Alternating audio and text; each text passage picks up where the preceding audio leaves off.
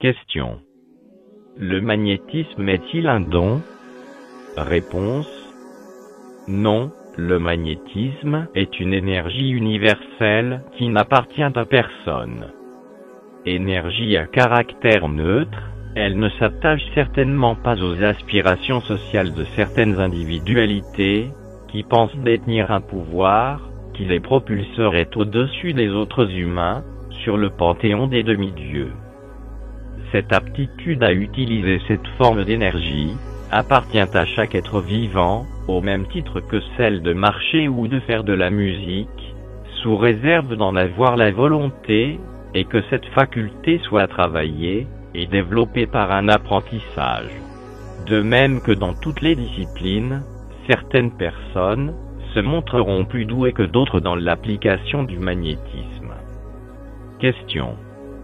Comment fonctionne le magnétisme? Réponse. D'après certaines sommités, qui ont étudié les effets du magnétisme, et aussi d'après d'anciennes traditions, le magnétisme revitaliserait le corps physique, et relancerait le système de défense naturelle.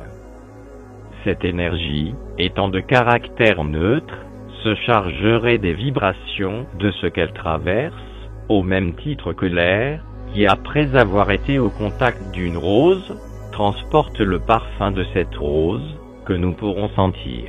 Il semble que l'énergie se charge de l'intention du magnétiseur, et du magnétisé. Cependant, n'allez pas croire que l'on peut aller à l'encontre de l'ordre naturel des choses, à savoir qu'un corps usé ne se remettra pas à neuf avec des séances de magnétisme. De même que les personnes qui abusent de leur corps, ou encore qui vivent dans des états mentaux négatifs, si après des traitements en énergétisme, ces personnes poursuivent leur propre destruction par leurs attitudes, les séances ne serviront à rien, ce sera une pure perte de temps. Les échecs sont souvent dus aux praticiens, ou aux patients. Si le patient est dans le cas précité, nous comprenons aisément que les séances aboutiront à des échecs, sauf si un travail est fait sur le plan comportemental. Question. Peut-on remettre en cause le magnétisme dans les cas d'échec? Réponse. Si un ouvrier effectue un travail à la perfection avec des outils, et qu'un autre ouvrier, avec les mêmes outils, effectue un travail déplorable, qui ou quoi doit-on remettre en question, l'ouvrier ou les outils? Cette analogie pose le postulat que le magnétisme existe, et que son action en traitement curatif dépend des capacités suffisamment ou insuffisamment développées du praticien. Le magnétisme étant l'outil, vu sous cet angle, n'est pas à mettre en cause. Question. Pourquoi refusez-vous systématiquement toute invitation des médias? Réponse. Je n'ai pas de temps à perdre en discussions stériles, je n'ai rien à prouver, je ne veux convaincre personne, et je ne cherche pas la gloire. Question. Il y a quand même, dans ce milieu certaines personnes farfelues, ceux qui pensent avoir une mission divine, d'autres qui prétendent sauver le monde. Certains se disent sauveurs d'âme, je ne parle pas des prétentieux, aux égos démesurés, donneurs de leçons, voire critiques, qu'en pensez-vous? Réponse. Répondre à cette question serait porter un jugement.